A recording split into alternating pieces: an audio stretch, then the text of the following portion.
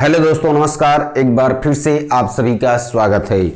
दोस्तों, colour TV course के दौरान हम एसएमपीएस को पढ़ रहे थे और हम लोग एसएमपीएस को कंप्लीट कर चुके हैं और हम लोगों को रेगुलेटर सेक्शन की पढ़ाई करना है। तो आज हम लोग रेगुलेटर को समझेंगे, किस प्रकार से रेगुलेटर काम कर रहा है। और ये है हमारी एसएमपीएस की सेकेंडरी वाइंडिंग या आउटपुट साइड की हम लोग पढ़ाई करने वाले हैं। ठीक है, तो जैसा कि आपको मैं बता दूं कि जो हमारे आउटपुट होते हैं वहां से कितने करंट आउट होते हैं आप देख सकते हैं। तो इस प्रकार से हमारे जो करंट होते हैं ये मैं बना रहा हूं और यहां से जो करंट आउट होता है 110 वोल्ट डीसी आउट होता है। ठीक है, यह करंट हॉरिजॉन्टल आउटपुट को जाता है।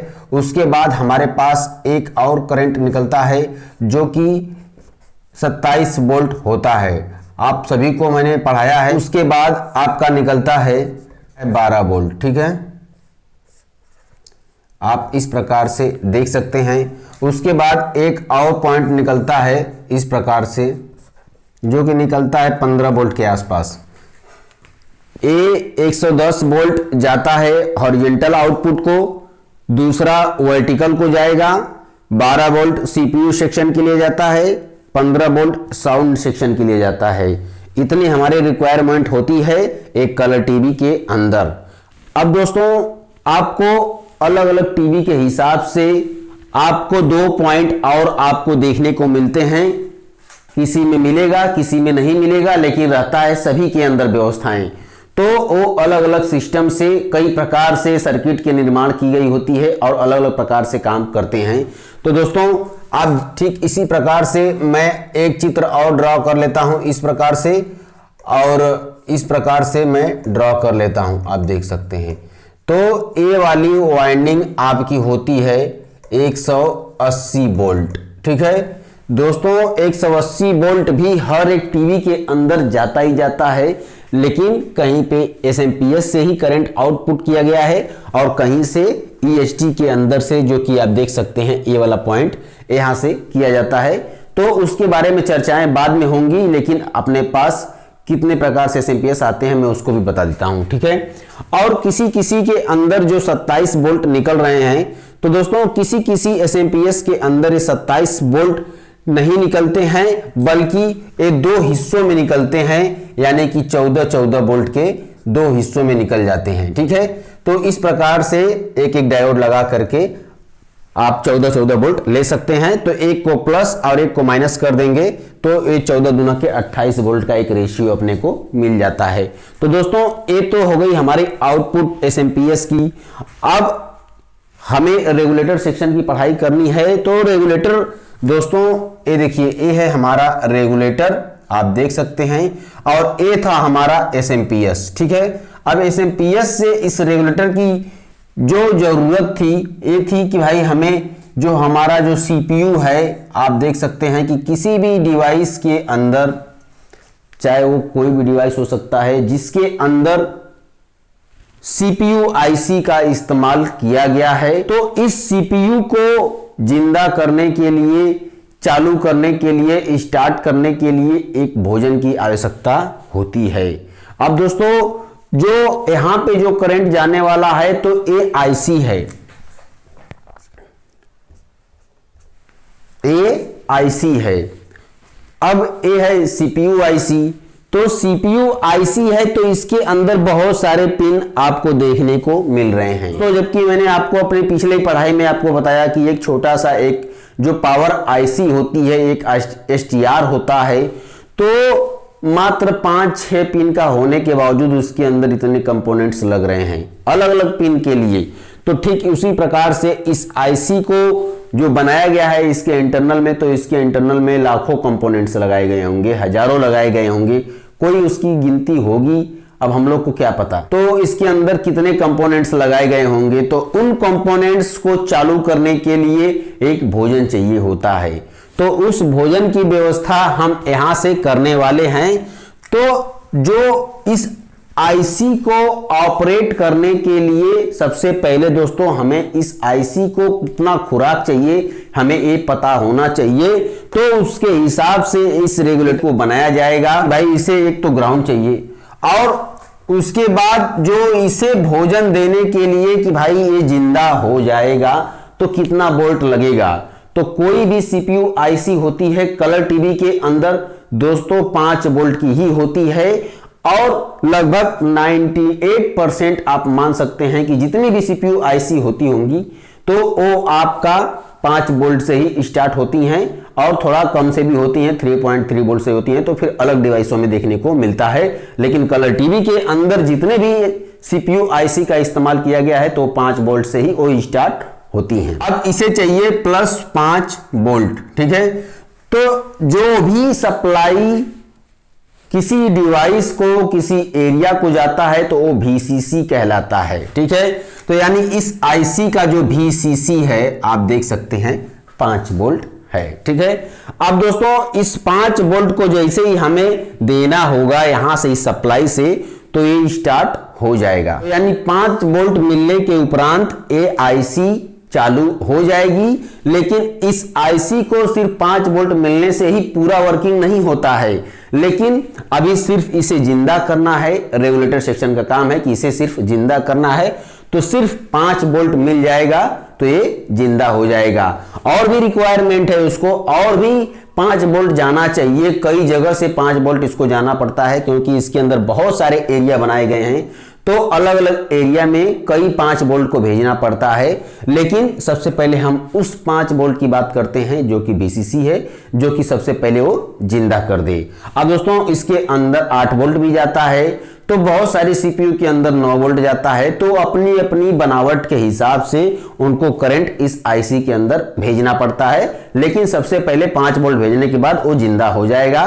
तो अभी हम उसके सिस्टम को पूरे नहीं समझ रहे हैं, हम इसकी रिक्वायरमेंट को समझ रहे हैं कि भाई ये कितना यहां पे वोल्ट आपको दिया जाए, ये रेगुलेटर को पता होना चाहिए, तो उसके हिसाब से हम लोग इसको बनाते हैं। इस 5 वोल्ट VCC को बनाने के लिए बहुत सारे आईसियां मिल जाती हैं आपको मार्केट के अंदर, लेकिन हम लोग पहले एक एक सिस्टम को समझते हैं, क्योंकि भाई हमारे सामने कई प्रकार से सर्किट में देखने को मिलता है सर्किट डायग्राम, जो कि उसमें आईसीओ का इस्तेमाल नहीं किया गया है, फिर भी हम उसे 5 वोल्ट कैसे इस आईसी को भेज देते हैं, हम लोग पहले उस पर चर्चा करेंगे बारी बारी से, उसके बाद सभी चीजों पे हम लोग टिप्पणी करेंगे। तो सबसे पहले हम इस प्रकार से चलते हैं और एक हम ट्रांजिस्टर लेते हैं, एक हम ट्रांजिस्टर लेते हैं इस प्रकार से, ठीक है, जो कि एक नॉर्मल ट्रांजिस्टर है, बीजेटी है, और आप देख सकते हैं इस प्रकार से मैंने एरो का निशान लगा दिया, तो एरो बाहर साइड है तो क्या हो गया NPN, ठीक है, यहां पे NPN, ठीक है। तो हम करना ये चाहते हैं कि हमें यहां 5 वोल्ट देना है, इस प्रकार से हमें 5 वोल्ट देना है इस प्रकार से, और 5 वोल्ट देंगे तो ये जिंदा होंगे। कि हम एक ट्रांजिस्टर लेते हैं जो कि हम 18-15 को लेते हैं इस प्रकार से, जो कि एक छोटा ट्रांजिस्टर है और एक NPN ट्रांजिस्टर है, ठीक है। NPN यानी P क्या है, बेस बनता है। अब बेस ये हो गया, तो हम यहां से 12 वोल्ट की सप्लाई देते हैं इसके कलेक्टर पे, ये हो गया इमीटर और ये हो गया बेस। तो जब कलेक्टर पे जब करंट देते हैं तो हमें इमीटर से प्राप्त होने के लिए करना क्या होगा, बेस पे ट्रिगर देना होगा। तो बेस पे जो ट्रिगर होगा आपको एक पता होना चाहिए, एक रेशियो, कि हमारा यहां पे 12 वोल्ट है, यहां पे हमारा 12 वोल्ट है, और यहां पे जो इस ट्रांजिस्टर के डाटा शीट के हिसाब से आप देखेंगे तो उसे मैक्सिमम 5 वोल्ट आप बेस पे ट्रिगर दे सकते हैं फुल वर्किंग के लिए, ठीक है। तो हम क्या करते हैं कि अगर 12 वोल्ट पे कोई रजिस्टर लगाते हैं और 5 वोल्ट के एक ट्रिगर मात्र से, बहुत ज्यादा उसको एम्पियर की जरूरत तो है नहीं, तो मान के चलिए कि 1K 2K रजिस्टर काफी हो जाता है। तो मान के चलिए कि मैं यहां पे 2K का या 1K का या 3K, मतलब एक मैं रेशियो बता रहा हूं, या 4.7K कुछ भी लगा देंगे तो इसे ट्रिगर मिलने लगेगा, इसे ट्रिगर मिलने लगेगा।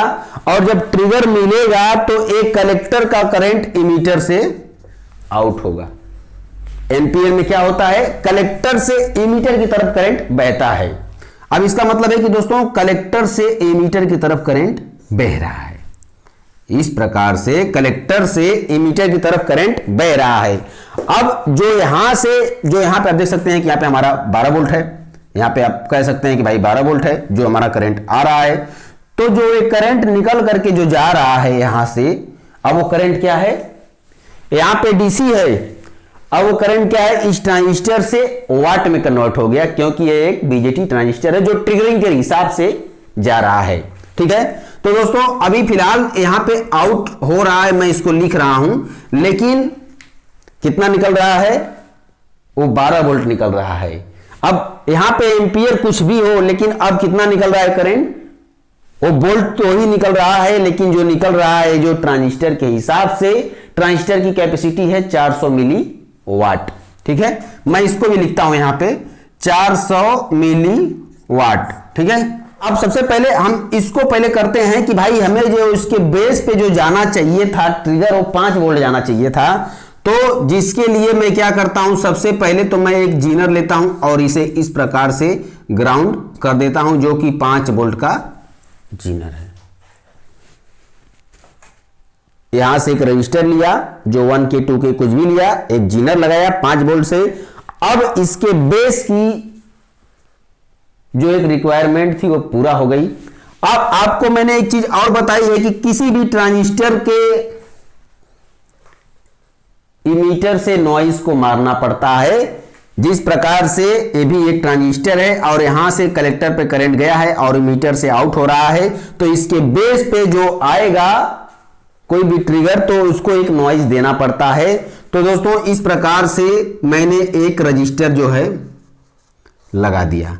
अब ये रजिस्टर कितना लगेगा, 10K का लगेगा, आपको हमने पहले बताया कॉमन। ठीक है, तो दोस्तों जो आप पीछे जो पढ़ाई किए हैं सारे सिस्टम यहां पे लागू होते हुए नजर आ रहे हैं आपको। ठीक है, अब यहां पे जो ट्रिगर आने वाला है, तो यहां से जो करंट हमें किसी आईसी को देना है, तो यहां पे ट्रिगरिंग कटना नहीं चाहिए, किसी प्रकार की कमी नहीं होनी चाहिए इसके बेस के ऊपर।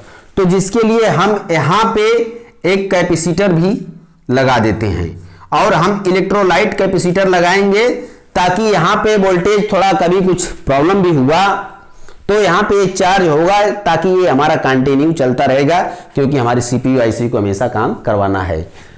क्योंकि यहां पे कंटिन्यू देना है, आउटपुट में कंटिन्यू देना है, ताकि यहां पे जो वोल्टेज है जो यहां से ट्रिगर आ रहा है, तो किसी भी हाल में कम नहीं होना चाहिए, नहीं तो सारे सिस्टम डेड हो जाया करेंगे। ठीक है, तो इसके लिए हम यहाँ पे एक कैपेसिटर लगाते हैं जो कि पोलराइज्ड कैपेसिटर होगा, जो कि चार्ज होगा हल्का फुल्का। और यहाँ पे जो कैपेसिटर लगेंगे तो काफी ज्यादा एमएफडी के नहीं लगेंगे, थोड़े ही लगेंगे, भले ही 10 एमएफडी का लगे।